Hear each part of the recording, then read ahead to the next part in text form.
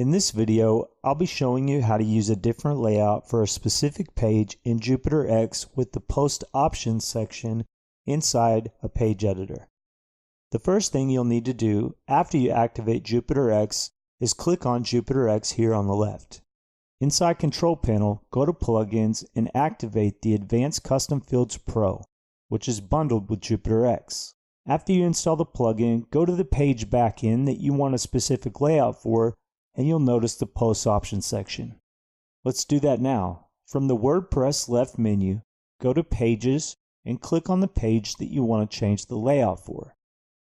Make sure your page template is set to default in Page Attributes if you want the layout to provide you with the sidebar. Full width doesn't provide this option.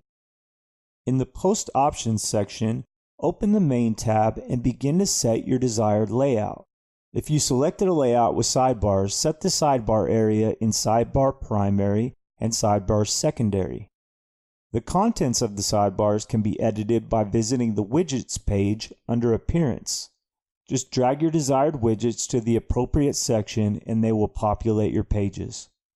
Now go back to the page and save the changes by clicking on the Update button on the right side of the page editor.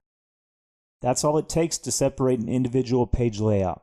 Thanks for watching. Cheers.